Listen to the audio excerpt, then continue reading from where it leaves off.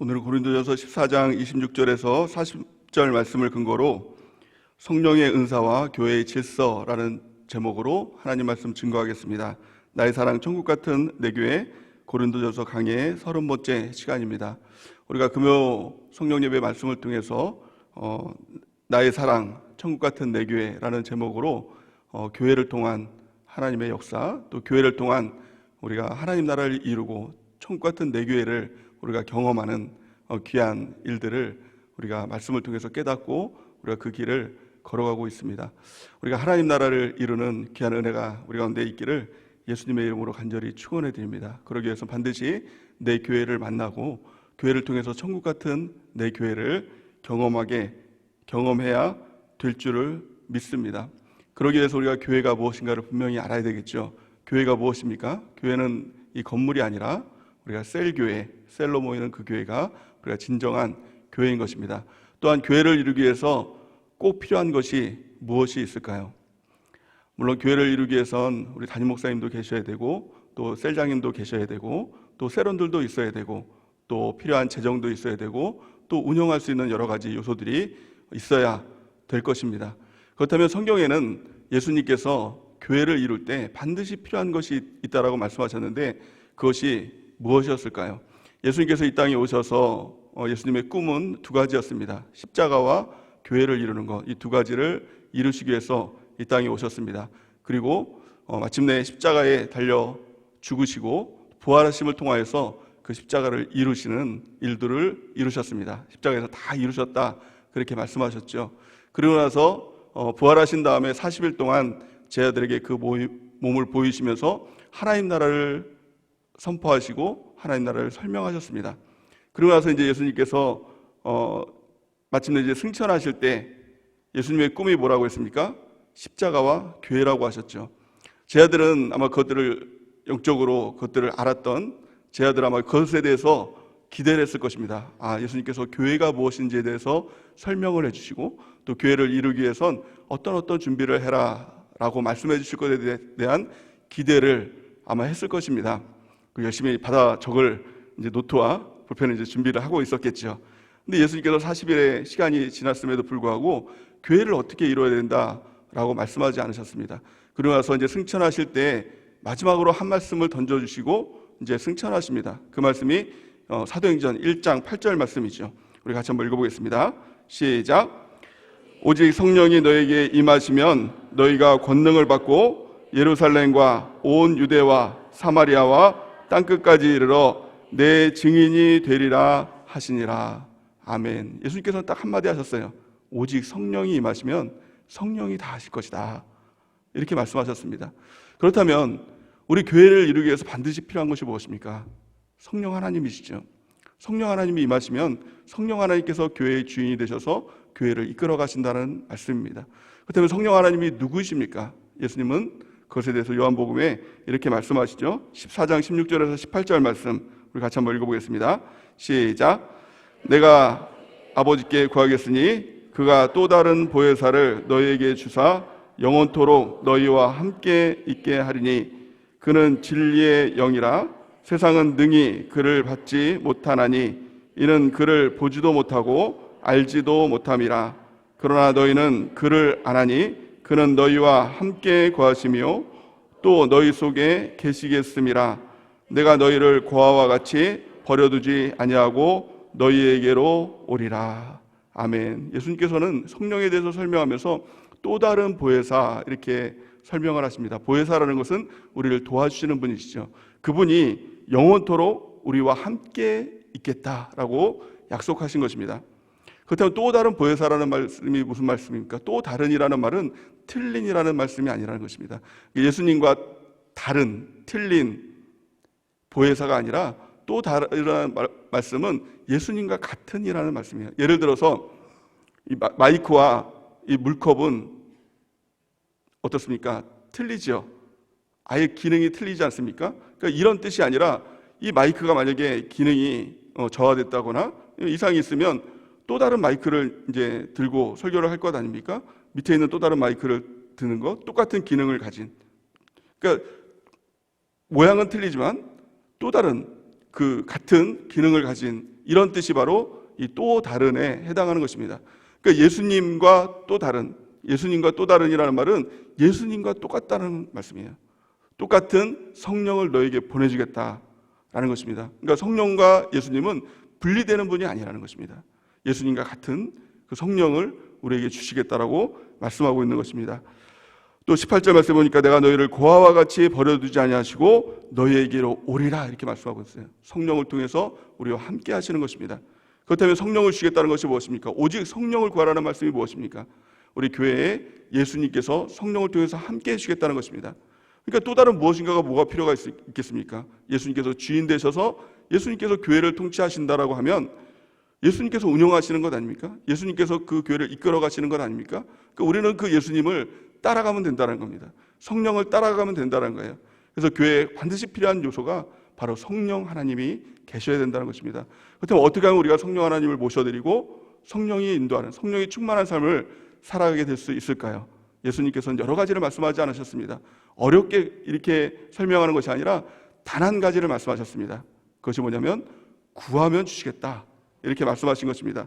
누가복음 11장 13절 말씀 우리 같이 한번 읽어보겠습니다. 시작. 너희가 악할지라도 좋은 것을 자식에게 줄 알거든 하물며 너희 하늘아버지께서 구하는 자에게 성령을 주시지 않겠느냐 하시니라. 아멘. 하나님은 좋으신 분이시죠. 하늘아버지이십니다. 가장 좋은 것을 주십니다. 근데 누구에게 주십니까? 구하는 자에게 주시겠다는 것입니다. 구하는 것이 무엇입니까? 기도하는 자에게 성령을 주시겠다라고 약속한 것입니다. 성령을 우리가 받기 위해서는 기도해야 된다는 것입니다. 기도하면 하나님께서 반드시 우리 가운데 성령을 주시게 될 줄 믿습니다. 이 예수님께서 승천하시고 난 다음에 제 아들은 참 어떻게 보면 황당했을 것입니다. 이제 예수님도 안 계시고 예수님께서 오직 성령이 너에게 임하시면 너희가 권능을 받고 예루살렘과 온 유대와 사마리아와 땅까지 이르러 내 증인이 되리라 이 말씀만 하시고 뾰로롱 올라가셨는데 너무 이제 멘붕에 빠졌을 겁니다. 그러면 어떡하지? 우리가 이제 어떻게 해야 되나? 예수님께서 성령 받으면 된다고 했는데 이제는 한번 성령을 받자. 그러면서 이제 제자들끼리 모여서 아마 어떻게 하면 우리가 성령을 받을 것인가 이거에 대해서 서로 의논했을 것입니다. 근데 예수님께서 전에 그렇게 말씀하셨다. 구하는 자에게 성령을 주시겠다라고 약속하셨다. 그 말씀 한마디 붙들고 제자들이 모였습니다. 성경에 보니까 120문도가 모였다고 이렇게 말씀하고 있습니다. 그들이 모여서 했던 것 다른 것 안 하고 오로지 기도에 힘썼다라고 성경은 말씀하고 있는 것입니다. 사도행전 1장 14절 말씀 우리 같이 한번 읽어보겠습니다. 시작. 여자들과 예수의 어머니 마리아와 예수의 아우들과 더불어 마음을 같이하여 오로지 기도에 힘쓰더라. 아멘. 성령을 받기 위해서는 다른 것 없습니다. 모여서 오로지 기도에 힘쓰면 반드시 성령이 임하는 역사가 나타나게 되는 것입니다. 우리 셀이 모였을 때도 오로지 기도에 힘쓰는 것입니다. 그러니까 오로지 기도에 힘쓴다는 것을 다른 성경에 보니까 계속 기도에만 힘썼더라 이렇게 말씀하고 있는 것입니다. 언제까지 우리가 성령을 받기 위해서 기도를 해야 될까요? 성령이 임할 때까지입니다. 어렵지 않죠? 성령이 임할 때까지 오로지 기도에 힘쓰면 반드시 성령이 임하는 역사가 나타나게 될 줄을 믿습니다. 이 제자들은 120문도가 모여서 기도를 했는데 언제까지 기도를 했느냐? 열흘 동안 오로지 기도에만 힘썼을 때 마침내 오순절날이 되었을 때 성령이 임하는 역사가 나타나게 되었다라고 성경은 말씀하고 있습니다. 사도행전 2장 1절에서 4절 말씀 우리 같이 한번 읽어보겠습니다. 시작. 오순절날이 이미 이름에 그들이 다 같이 한 곳에 모였더니 호련히 하늘로부터 급하고 강한 바람 같은 소리가 있어 그들이 앉은 온 집에 가득하며 마치 불의 혀처럼 갈라지는 것들이 그들에게 보여 각 사람 위에 하나씩 임하여 있더니 그들이 다 성령의 충만함을 받고 성령이 말하게 하심을 따라 다른 언어들로 말하기를 시작하니라. 아멘. 1절에 보니까 오순절날이 이미 이름에 성령이 임하는 그날이 있다는 것입니다. 그리고 그들이 다 한 곳에 모였을 때 가운데 성령이 임하는 역사가 나타나게 되었다는 것입니다. 모이는 것이 이만큼 중요하지요. 우리 모일 때 성령이 말이 그런 찬송도 있지 않습니까? 우리가 모이는 것이 하나님의 능력이고 성령이 임하는 그 현장이 될 줄을 믿습니다. 우리 모이게 더 힘쓰는 저 여러분들에게는 은혜가 있기를 예수님의 이름으로 간절히 축원해 드립니다. 성령이 임했을 때 두 가지 일들이 일어났습니다. 가장 첫 번째는 현상이었습니다. 바람이 임하는 그런 일들이 일어났고 또 불이 임하는 그런 일들이 일어났습니다. 성령이 임할 때 우리 교회도 성령이 강하게 임재하는 그런 때가 있었지 않습니까? 그런 것도 우리가 경험했지 않습니까? 그럴 때 어떤 일이 일어났습니까? 불을 받은 성도도 있었고, 또 막 여기서 쓰러지는 성도도 있었고, 뭐 자전거를 타는 성도도 있었고, 오토바이를 타는 성도도 있었고, 막 벽에 붙어서 막 그런 성도도 있었고, 뭐 여러 가지 뭐 현상들이 막 일어났지 않습니까? 성령이 임할 때는 영적인 현상이기 때문에 그런 일들이 일어나게 된다라는 것입니다. 또 두 번째는 은사들이 나타나기 시작한다는 것입니다. 가장 강력하게 이 초대교회에 나타났던 은사는 이 방언의 은사였습니다. 모두가 다 방언을 하는 그런 일들이 일어났습니다. 그런데 은사는 방언뿐만이 아니라 여러 가지 은사가 있다라고 성경은 말씀하고 있죠. 고린도서 12장 7절에서 11절 말씀 우리 같이 한번 읽어보겠습니다. 시작. 각 사람에게 성령을 나타내심은 유익하게 하려 하심이라. 어떤 사람에게는 성령으로 말미암아 지혜의 말씀을, 어떤 사람에게는 같은 성령을 따라 지식의 말씀을, 다른 사람에게는 같은 성령으로 믿음을, 어떤 사람에게는 한 성령으로 병 고치는 은사를, 어떤 사람에게는 능력 행함을, 어떤 사람에게는 예언함을, 어떤 사람에게는 영들 분별함을, 다른 사람에게는 각종 방언 말함을, 어떤 사람에게는 방언을 통역함을 주시나니 이 모든 일은 같은 한 성령이 행하사 그의 뜻대로 각 사람에게 나누어 주시는 것이니라. 아멘. 성령이 임하게 되면 성령의 뜻대로 각 사람에게, 모든 사람에게 이 성령의 은사를 주신다는 것입니다. 성령의 은사를 주시는 이유와 목적이 무엇이죠? 7절 보니까 각 사람에게 성령을 나타내심은 유익하게 하려 하심이라. 누구를 유익하게 하려 하십니까? 이 교회를 유익하게 하기 위해서 성령을 주신다는 것입니다. 그러게 우리가 성령의 충만함을 우리가 강력하게 좀 이렇게 소원하고, 또 그것을 구하고, 또 그것을 이렇게 기도하는 그런 일들을 해야 된다는 것입니다. 갈망해야 된다는 것입니다. 그러면 그 갈망함을 통해서, 기도를 통해서, 성령의 임재함을 통해서 우리 교회가 세상을 이기는 교회가 되고, 또 영광스러운 교회가 되고 하나님 나라를 경험하는 놀라운 역사가 나타나게 될 줄을 믿습니다. 초대교회 역사는 성령의 역사였습니다. 사도행전을 다른 말로 하면 성령행전 이렇게 말씀하고 있지 않습니까? 우리 교회도 마찬가지입니다. 우리 교회 성령이 임함을 통하여서 누가 주인이 되시느냐? 성령께서 우리를 인도해 가고 계시다는 것입니다. 우리 목사님께서 이 교회를 운영할 때 굉장히 이렇게 어렵게, 그러니까 제가 옆에서 올 때 되게 어려운 일들도 참 많지 않습니까? 교회 뭐 재정이라든가, 또 교회 운영이라든가, 또 뭐 인사권이라든가, 뭐 여러 가지 일들이 굉장히 좀 힘들게 생각될 때가 있지 않습니까? 제 아들이, 첫째 아들이 꿈이 목회자가 되는 게 꿈입니다. 그러니까 어렸을 때 7살 때부터 지금까지 한 번도 그 꿈이 변한 적이 없어요. 참 신기하죠.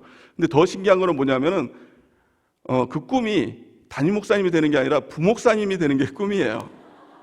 그래서 저는 이제 아버지 마음에 또 그 욕심이라는 게 또 있지 않습니까? 아버지가. 그래서 태연아, 어느 날 불러놓고 꼭 부목사만이 아니라 우리 담임 목사님처럼 보면은 훌륭한 목사님이 됐으면 좋겠다. 교회도 이렇게 세우고 또 하나님께 더 크게 쓰임 받았으면 좋겠다라고 했더니 아니래요. 자기는 부목사님이 되고 싶대요.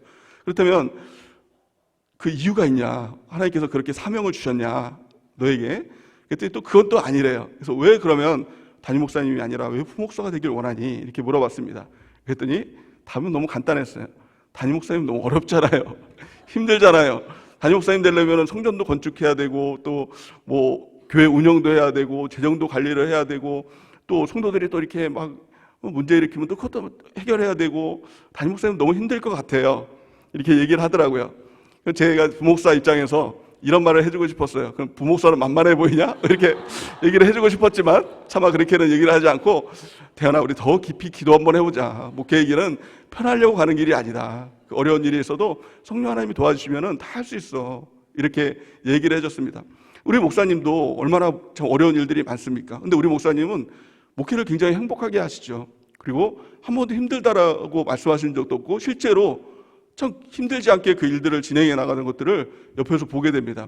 그래서 보면은 사람의 힘으로 정말 저게 힘들지 않을 수 있을까 이렇게 생각이 됩니다. 근데 정말 성령께서 함께 하시니까, 성령께서 주인 되시고 성령께서 인도하시고 우리 담임 목사님은 성령의 음성을 듣고 순종해서 따라가는 그 길을 걸으니까 그렇게 힘들지 않더라는 겁니다. 그러니까 우리도 마찬가지로 교회가 이루어지기 위해서는 마찬가지로 셀교회도 마찬가지입니다. 우리 셀장님들이 힘들어하는 이유를 가만히 바라보면 성령님을 의지하기보다는 자신이 뭘 어떻게 해야 될까 그것들에 대해서 고민하고 힘들어하다 보면 결국에는 지치게 되고 번아웃 되게 되고 결국에는 뭐 셀장님들 힘들다고 뭐 그런 얘기도 하게 되는 것입니다. 그래서 우리는 늘 생각할 때 성령 하나님이 계시다. 그리고 우리는 그 성령 하나님께 순종하며 따라가면 되는 것이다. 이 말은 제 말이 아니라 이게 성경이고 우리 담임 목사님 이 마인드 아닙니까? 그럴 때 성령 하나님께서 주인 되셔서 교회를 통치하시고 또 교회를 통해서 성령의 역사가 나타나게 될 줄을 믿습니다. 그래서 우리는 오직 성령 하나님을 의지해야 된다는 것입니다. 이 고린도 교회에 성령의 역사가 임재했습니다. 성령의 강한 임재가 있었죠. 그때 이 고린도 교회에 여러 가지 문제들이 해결되기 시작했습니다. 또 그들 가운데 담대함이 생겨났고 복음 증거하는 일들이 생겨나기 시작했습니다. 고난이 다가와도 그것들을 이길 힘을 갖게 되었다는 것입니다. 그런데요, 어느 순간에서부터인가 문제가 일어나기 시작했다는 거예요. 그 문제가 뭐냐면 은사가 성령께서 주신 은사가 무분별하게 사용되기 시작했다는 것입니다. 그래서 예배의 질서가 무너지고 교회의 질서가 무너지는 일들까지 생기게 됐다는 거예요. 예를 들면 예배 시간에 이렇게 말씀을 증거하는 목사님이 있는데 갑자기 막 방언의 은사를 받았다고 막 방언을 하기 시작하고 또 예배 시간 때 뭐 은사를 받았다고 막 혼자서 막 예언을 하기 시작하고 막 이런 일들이 일어나게 됐다는 거예요. 그리고 나서 내가 성령을 받았다는 그 어떤 자만감에 빠지기 시작했다는 거예요. 나는 성령을 받은 사람이야. 그래서 그것을 드러내길 원하고 또 더 나아가서 영적 지도자를 향해서 나는 성령 받았는데 너는 받았냐? 막 이런 식으로 해가지고 그 질서를 허무는 일들이 일어나게 됐다는 거예요. 그러니까 성령을 개인적으로 그것들을 사용하다 보면 내가 그 성령을 통해서 드러나길 원하고 내가 높아지길 원하는 그런 일들이 나타나기 시작했다는 것입니다. 그 문제에 대해서 바울이 내리는 그 답이 바로 오늘 말씀인 것입니다. 오늘 말씀을 통해서 바울이 그 문제들이 어디로부터 생겨났나 이렇게 분별을 했더니 그 문제가 여자로부터 생겨나게 된 것을 말씀하고 있습니다. 그래서 뭐라고 얘기하고 있냐면 고린도전서 14장 34절에 보니까 여자는 교회에서 잠잠하라 이렇게 얘기를 하고 있습니다. 이 말씀을 들으면 어떻습니까? 기분이 별로 안 좋죠? 여자분들 기분이 되게 안 좋을 겁니다. 남자인 저로서 기분이 썩 유쾌한 것도 아닙니다. 어떻게 보면 여성 차별이다 이렇게 볼 수도 있는 문제 아닙니까? 근데 가만히 보면 이 말씀은 이 말씀 그대로 여자는 무조건 교회에서 잠잠해야 된다 이 말씀을 하고 있는 것이 아닌 것입니다. 이 말씀은 자세히 바라보면 모든 성도를 향해서 하는 것을 알 수가 있는 것입니다. 33절 그 전에 하신 말씀을 보니까 하나님은 무질서의 하나님이 아니시오 오직 화평의 하나님이시라 모든 성도가 교회에서 함과 같이 여자는 교회에서 잠잠하라 이렇게 말하는 거예요. 그러니까 모든 성도가 교회에서 잠잠해야 된다. 하나님은 무질서의 하나님이 아니라 질서의 하나님이다 라고 말씀하고 있는 것입니다. 그렇다면 왜 특별하게 여자는 이라고 표현을 했을까요? 이 당시 때 이 여자들이 성령의 은사를 더 강하게 받은 것 같습니다.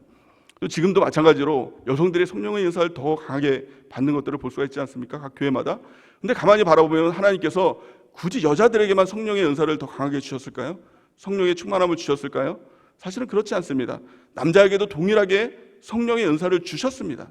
우리 교회도 마찬가지로 여성분들만 성령을 받은 것이 아니라 남성분도 성령을 받습니다. 동일하게 받습니다. 근데 그 기질의 특성상 남성들은요 그걸 표현을 잘 안 합니다. 성령을 아무리 강하게 받아도 그걸 잘 나타내질 않는 거예요. 그러니까 지금 보더라도 제가 이 강단에서 말씀을 증거하거나 또 뒤에서 안내를 서면서 이렇게 보더라도 성령을 받는 성도들이 참 많아요. 남성 성도를 보면은 아주 강하게 성령을 받는 성도들이. 근데 그걸 보면은 그렇게 크게 자세히 보지 않으면 잘 몰라요. 그래서 성령을 받게 되면 남성들이 보통 이렇게 예배를 처음에 올 때는 그냥 한번 들어보자 이런 심정으로 이렇게 편하게 앉아서 이렇게 예배를 드리죠. 근데 성령을 받으면 또 은혜를 받으면 자세가 틀려져요. 자세를 이렇게 바르게 하게 됩니다. 성령을 받은 거예요. 또 더 크게 성령을 받으면 이제 강단에 집중하면서 고개를 끄덕끄덕 하기 시작합니다. 그럼 성령이 강하게 임재하신 겁니다. 여기서 더 강하게 임재하면 가끔 자기도 모르게 몸을 이렇게 흔들기 시작합니다. 이렇게 흔들기 시작해요. 그러면 성령의 강수에 바다에 빠진 겁니다. 강하게 빠져서 거기서 헤엄치고 있는 모습이에요. 이렇게 하는 거. 근데 여성분들은 좀 틀리죠. 여성분들은요, 성령의 강수가 아니라 습기만 스쳐도 막 이제 그걸 표현을 합니다. 막 표현을 하고 막 울고 막 그러면서 성령 받았다고 막 이렇게 합니다. 또 그걸 막 드러내기를 원하죠. 그러니까 막 누구 이렇게 방언 받았다고 하면 이 핸드폰이 막 뜨끈뜨끈해요. 뭐 밴드에다 막 성령 받았다고 막 올리고 뭐 간증하고 막 그것들 막 나타내기를 원한다는 겁니다. 근데 남성들은 그걸 잘 드러내지 않죠. 혼자 집에 가서 문 닫아놓고 혼자 울면서 이제 하나님 감사합니다 막 이렇게 울기도 하고, 화장실에 가서 혼자 울기도 하고, 또 그것들을 잘 표현 안 하려고 하다가 또 셀라나마다 갑자기 북받쳐서 이렇게 올라오면 막 그에 대해서 울고 막 이렇게 하면서 성령 받았다고 또 이렇게 고백도 하기도 하고 말이죠. 그 차이가 있다라는 것입니다. 그것까지는 뭐 그 기질의 차이기 때문에 뭐 좋다 나쁘다 그것들을 이제 판단하기는 어렵지요. 그런데 문제는 뭐냐면 여기서 더 나가는 겁니다. 그러니까 여성분들이 자기가 자꾸 성령 받았다는 걸 나타내는 거예요. 내가 성령 받았다는 것을 교회에 드러냄을 통해서 내가 자꾸 드러나고 싶은 거예요. 그리고 셀장을 향해서는 나는 방언 받았는데 그게 자꾸 궁금한 거예요. 셀장님은 방언 받으셨어요? 성령 받으셨어요? 저는 성령 받았는데요. 그러면서 내가 받은 성령이 더 누가 받은 성령보다, 은사보다 더 뛰어나다는 생각들을 자꾸 갖는 거예요. 그걸 통해서 높아지고 질서를 깨뜨리고 그런 일들을 행하게 되다 보면 교회의 질서가 무너지게 된다라는 거예요. 그래서 오늘 그 사람들을 향해서, 그 여자들을 향해서 여자는 교회에서 잠잠하라 이렇게 말씀하고 있는 것입니다. 이것은 우리 모두를 향한 말씀인 것입니다. 35절 말씀에 보니까 뭐라고 말씀하고 있습니까? 만일 무엇을 배우려거든 집에 가서 자기 남편에게 물을지니 여자가 교회에서 말하는 것은 부끄러운 것이라 이렇게 말씀하고 있죠. 집에 가서 무엇을 물어보라는 것입니까? 질서에 대해서 물어보는 거예요. 하나님께서 분명히 질서를 주셨거든요. 영적 질서를 주셨거든요. 가정에서는 남편을 주시고 아내를 주시고 자녀를 주시고, 교회는 목사님을 주시고 또 셀장님을 주시고 또 세론을 주시고 그 질서를 주셨거든요. 그 질서를 깨뜨리면 안 된다는 겁니다. 그래서 가정에서는 내가 성령 받고 나서 집에 가서 남편을 무시하고 성령도 못 받은 것 그러면서 무시하고 그러지 말고 그 안에서 그 질서 가운데서 배우라 이렇게 말씀하고 있는 것입니다. 또한 36절에 보면 뭐라고 말씀하고 있습니까? 우리 같이 한번 읽어볼까요? 시작. 하나님의 말씀이 너희로부터 난 것이냐 또는 너희에게만 임한 것이냐. 강하게 말씀하고 있는 것이죠. 만약에 이게 성경이 아니라면 바울은 아마 이 말까지 했을지도 모릅니다. 너무 강하게 하다 보니까 나대지 마라 이렇게까지 아마 얘기도 했을 수도 있을 겁니다. 그러니까 너희만 성령을 받은 것이냐, 성령이 너희로부터 난 것이냐라고 이렇게 말씀하고 있는 것입니다. 오늘 말씀을 통해서 크게 주는 교훈은 이 두 가지 교훈을 말씀하고 있는 것입니다. 가장 첫 번째는 성령의 은사는 교회 질서 안에서 다스려져야 된다는 것입니다. 고린도서 12장 40절 말씀을 같이 한번 읽어보겠습니다. 시작. 모든 것을 품위 있게 하고 질서 있게 하라. 아멘. 이 바울은 고린도 교인들에게 하나님은 질서의 하나님이다. 질서 가운데서 성령의 은사를 발휘해야 된다라고 말씀하고 있는 것입니다. 성령을 보통 사람들은 불이라고 이렇게 표현을 합니다. 또 성경에 보니까 불의 혀같이 임하는 성령의 역사에 대해서 말씀하고 있습니다. 성령이 불이라면 이 불은요 어떨 때 이 불이 유용하게 될까요? 우리 불이 참 유용하죠. 음식을 먹을 때도 이 불이 잘 사용될 때 이 맛있는 음식을 먹을 수 있지 않습니까? 또 몸을 따뜻하게 해주고 또 물을 데펴줘서 이 물로 목욕을 하게 해주고, 작년인가요? 재작년인가요? 저희 여기 2단지 아파트에 이게 가스가 끊긴 적이 있습니다. 한번 끊긴 적이 있는데 한 반나절 정도 끊겼는데 얼마나 이게 불편하든지요. 음식을 먹으려니까 이게 뭐 하나도, 라면이라도 하나 못 끓여 먹는 겁니다. 또 그때 샤워를 해야 되는데 찬물로 샤워를 딱 한 번 했어요. 근데 한 번이 정말 죽을 것 같더라고요. 뭐 매번 하는 것도 아니고. 그러니까 불이 한 번만 조금이라도 불이 없으니까 그렇게 불편하다라는 거예요. 근데 이 불은요 다스려질 때 유익이 있는 것입니다. 사람의 손에 잘 다스려져야 되겠죠. 근데 이게 만약에 다스려지지 않는 불이면 어떻게 됩니까? 집을 다 태워버리죠. 그 호주에 막 그 나무 산들을 다 태워버리는 게 이게 불의 위력 아닙니까? 또 지금 뭐 캘리포니아, 뭐 샌프란시스코 이 불 때문에 이 화재 때문에 난리 나는 건 아닙니까? 이 불이 다스려지지 않으면 불을 통해서 많은 산간들을 태우게 된다는 것입니다. 성령의 불도 마찬가지입니다. 교회 질서를 통해서 다스려질 때 성령의 유익이 나타나게 되고 또 성령의 역사가 유익이 되는 하나님의 일들이 일어나게 된다는 것입니다. 어떤 사람은 내가 성령의 은사를 받았으니까 천국은 따놓은 당상이야, 내가 성령을 통해서 일하는데 라고 이렇게 이야기할 수도 있습니다. 근데 성경은 그렇게 말씀하고 있지 않습니다. 마지막 때에 많은 사람들이 예수님께 와서 이야기를 한다고 하죠. 마태복음 7장 21절에서 23절 우리 같이 한번 읽어보겠습니다. 시작.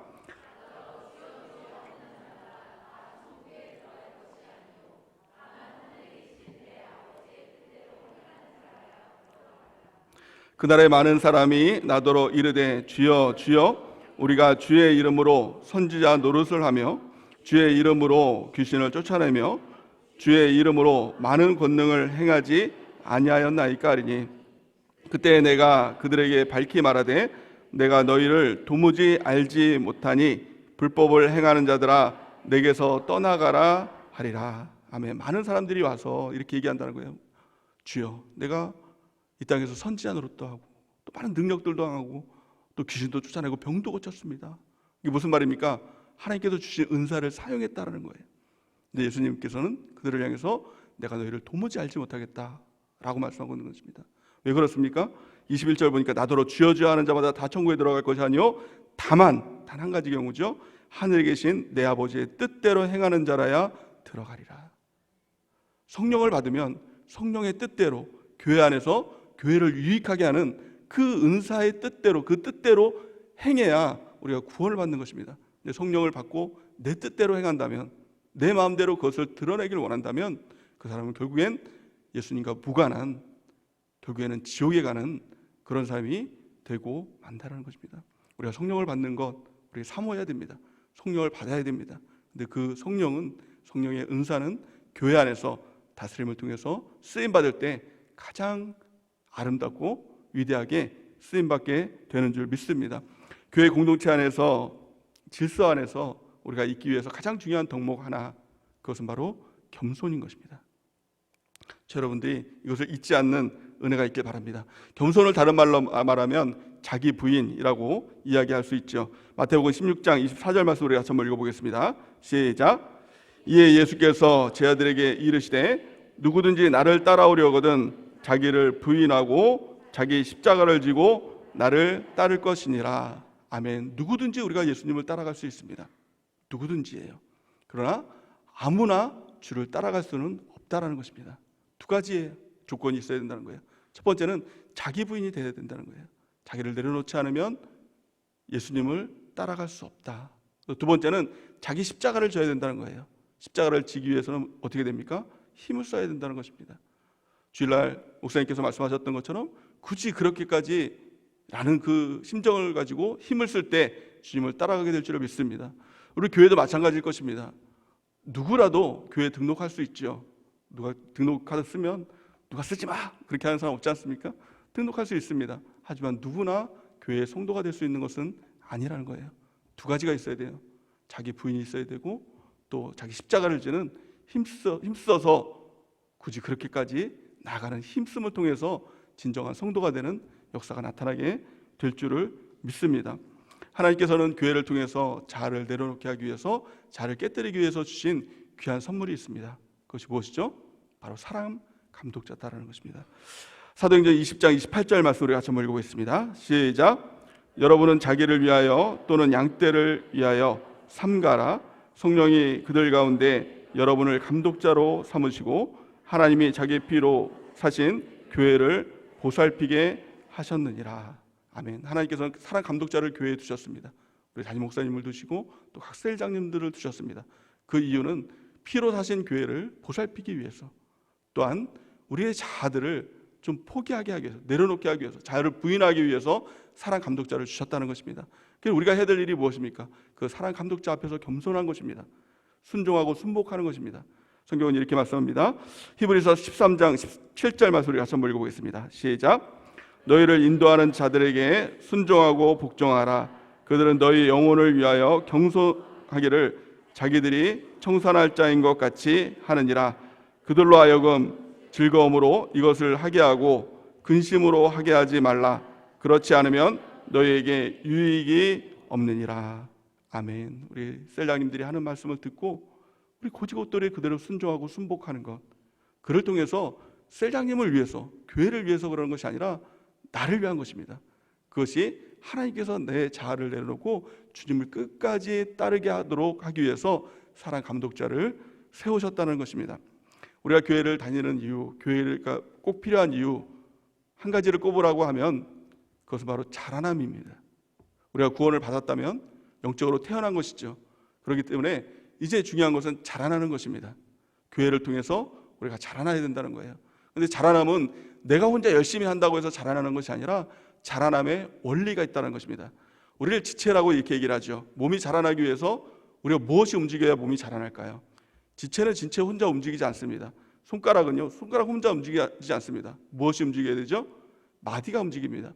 우리 온 몸이 움직일 때 내가 움직이는 것 같지만, 각 지체가 따로따로 이렇게 움직이는 것 같지만 가만히 보면 마디들을 통해서 지체들이 움직여지는 것들을 볼 수가 있다는 것입니다. 교회 원리도 마찬가지입니다. 교회가 움직여지는 원리는 각 마디를 통해서 연결되고 상합되고 움직여질 때 교회가 움직여지고 교회가 자라나게 된다라고 성경은 말씀하고 있는 것입니다. 에베소서 4장 16절 말씀을 같이 한번 읽어보겠습니다. 시작. 그에게서 온몸이 각 마디를 통하여 도움을 받음으로 연결되고 결합되어 각 지체의 분량대로 역사하여 그 몸을 자라게 하며 사랑 안에서 스스로 세우느니라. 아멘. 여기서 각 마디가 우리 교회 안에서 누구를 지칭하는 것입니까? 이것이 바로 사랑 감독자인 것입니다. 각 셀장인 것입니다. 그러게 우리가 해야 될 것은요, 그 안에서 겸손한 것입니다. 교회 앞에서 겸손하고, 또 담임 목사님 앞에서 겸손하고, 또 셀장 앞에서 겸손하고, 하나님 말씀 앞에서 겸손한 것. 그럴 때 하나님의 은혜가 우리 가운데 흘러넘치는 귀한 축복이 있게 될 줄을 믿습니다. 우리는 은혜 없으면 살아갈 수 없는 사람 아닙니까?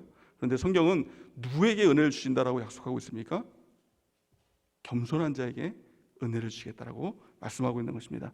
야고보서 4장 6절 말씀 같이 한번 읽어보겠습니다. 시작. 그러나 더욱 큰 은혜를 시작. 아닙니까? 야고보서 4장 6절 시작. 그러나 더욱 큰 은혜를 주시나니 그러므로 일러스되 하나님이 교만한 자를 물리치시고 겸손한 자에게 은혜를 주신다 하였느니라. 아멘. 하나님이 은혜 주시는 사람은요, 단 한 종류의 사람이에요. 누굽니까? 방금 읽었잖아요.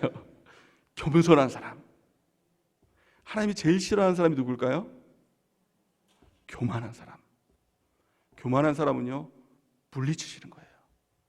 겸손한 사람에겐 은혜를 주시는 거예요. 우리가 겸손하다는 것은 내가 겸손한 척하고 낮은 척하고 이거로는 알 수가 없어요. 정말 교회 앞에 세워주신 리더 앞에 우리가 겸손한가. 때로는 목사님을 통해서, 셀장님을 통해서 책망을 들을 때가 있죠. 그럴 때 내가 그들보다 높다고 교만한 모습을 보이고 있지는 않은가. 그러면 하나님께서 물리치시는 것입니다. 우리가 늘 교회 앞에서, 또 셀장님들 앞에서, 말씀 앞에서 낮아지는 은혜가 있기를 예수님의 이름으로 간절히 축원해 드립니다. 우리 교회 안에서도 어떤 사람은 내가 자꾸 나를 드러내야, 내가 자꾸 높아져야 내가 높아져야 되는 줄 압니다. 그게 세상의 원리죠. 세상은 자기 PR의 시대입니다. 내가 나를 존중하지 않는데 다른 사람들이 나를 존중하냐, 이게 세상 사람들이 하는 말이죠. 내가 나를 PR해야 돼요. 내가 자꾸 높아져야 어떻게 해서든 높아집니다. 이게 세상의 원리예요. 근데 하나님 나라의 원리는, 교회의 원리는 이것이 아닙니다. 정반대입니다. 내가 낮아져야 하나님이 나를 높여주시는 겁니다. 이게 하나님 나라의 원리이고 우리 교회의 원리인 줄 믿습니다. 야고보서 4장 10절 말씀 우리 같이 한번 읽어보겠습니다. 시작. 주 앞에서 낮추라. 그리하면 주께서 너희를 높이시리라. 아멘. 또한 겸손한 자에게 하나님께서는 보상을 주신다라고 말씀하고 있죠. 잠언 22장 4절 말씀 우리 같이 한번 읽어보겠습니다. 시작. 겸손과 여호와를 경외함의 보상은 재물과 영광과 생명이니라. 아멘. 우리가 누구보다도 겸손한 주의 백성 되길 바랍니다. 그래서 하나님이 나를 높여주시는 사람, 또 하나님이 나에게 겸손과 여호와를 경외함의 보상으로 재물도 영광도 생명으로도 채워주시는 하나님의 백성들의 은혜가 있기를 예수님의 이름으로 간절히 축원해 드립니다. 오늘 말씀의 결론입니다. 고린도전서 14장 39절에서 40절 말씀 우리 같이 한번 읽어보겠습니다. 시작. 39절에서 40절 시작. 그런즉 내 형제들아 예언하기를 사모하며 방언하기를 금하지 말라. 모든 것을 품위 있게 하고 질서 있게 하라. 아멘. 두 가지를 말씀하고 있죠. 첫 번째는 성령의 이 충만함과 성령의 역사를 제한하지 말라는 거예요. 금하지 말라는 거예요. 성령의 충만함을 받으라는 겁니다. 왜 우리가 성령의 충만함을 받아야 될까요? 그럼 그 이유는 지금 이 마지막 때가 가까우면 가까울수록 유혹과 핍박은 끊이지가 않는다는 거예요. 유혹과 핍박이 올 때 우리는 어떤 삶을 살아야 될까요? 하나님께서 답을 주셨죠. 믿음으로 살라. 믿음의 삶을 살라. 하나님의 말씀을 믿고 주님을 믿고 주의 공동체인 교회를 믿고 우리가 살라라고 말씀하셨습니다. 그 말씀 붙들고 살아야 됩니다. 주님 붙들고 살아야 됩니다. 공동체를 붙들고 살아야 됩니다. 유혹과 핍박이 올 때. 근데 우리에게는요 그 힘이 없어요. 유혹이 오고 핍박이 오면 자꾸 넘어지고 쓰러지는 것, 이것이 우리의 본성이라는 것입니다. 근데 성령 하나님이 임하시면 우리가 주님을 붙들 수 있도록, 또 말씀을 붙들 수 있도록, 믿음으로 살아갈 수 있도록 힘을 주시고 능력을 주시고 용기를 주시는 거예요. 그래서 성령이 임하면 그게 가능하다라는 것입니다. 그래서 오직 성령이 임할 때 우리가 권능이 임하는 하나님의 역사가 나타나게 되는 것입니다. 그래서 우리가 성령의 충만을 받아야 되는 거예요. 두 번째 이유는 무엇입니까? 우리 주변에 전도해서 구원받아야 될 수많은 영혼들이 있지 않습니까? 우리 남편, 우리 아내, 우리 자녀, 또 우리 가족들, 우리 친척들, 또 우리 주변의 이웃들, 예수님 믿지 않는 사람들이 참 많이 있지 않습니까? 그런데 그들을 어떻게 구원합니까? 내가 전도하면 그들이 기다렸습니다. 그리고 옵니까? 아니죠. 어떻게 그들에게 복음이 증거되면 그들이 전도될 수 있을까요? 그들이 구원을 받을 수 있을까요? 예수님은 한 가지를 말씀하셨지 않습니까? 그게 사도행전 1장 8절이잖아요. 오직 성령이 너에게 임하시면 너희가 권능을 받고 예루살렘과 온 유대와 사마리아와 땅끝까지 이르러 내 증인이 되리라 하시니라. 우리가 지금 11월 추수감사 전도 축제 가운데 있잖아요. 우리가 이 한 달간 열심히 전도하고 있지 않습니까? 근데 내 힘 가지고는 안 된다는 거예요. 오직 성령이 우리 가운데 임할 때 우리 가운데 권능이 임하고 또 그 권능을 통해서 복음 증거할 때 하나님의 복음의 역사가 나타나게 된다는 것입니다. 그래서 우리가 성령의 충만함을 구하고 그 성령의 권능으로 우리가 전도하는 하나님의 백성 되는 은혜가 넘치기를 바랍니다. 근데 더 중요한 것은요, 능력보다 더 중요한 것은 우리가 주님을 바라보면서 그 안에서 겸손하게 무릎 꿇는 것이 더 중요하다는 것입니다. 우리가 겸손하기 위해서는 철저하게 순종해야 됩니다. 또 절제하는 그 사랑이 있어야 된다는 것입니다. 그 진정한 성령의 충만함은 바로 순종이고 또 하나님 앞에서 절제된 그 사랑 가운데 나가는 것, 이것이 진정한 성령의 충만인 줄 믿습니다. 그럴 때 우리 교회 안에 또 우리의 삶 가운데 우리 가정 가운데 성령께서 주인 되셔서 우리의 삶을 멋지게 인도하시는 그 역사가 넘치게 될 줄 믿습니다. 그 역사가 바로 이 초대교회의 역사이고 또 성경의 역사이고 또 우리 교회가 이 성경적인 교회를 이루기 위해서 나가는 교회, 우리 교회가 바로 그런 교회인 것입니다. 우리 각 셀에 성령의 충만함이 임하길 바랍니다. 우리 가정 가운데 또 개인 가운데 성령의 충만함이 임하기를 바랍니다. 성령의 충만함이 임하고 성령께서 주인 되셔서 성령의 역사가 나타나는 귀한 축복이 임하기를 예수님의 이름으로 간절히 축원해 드립니다.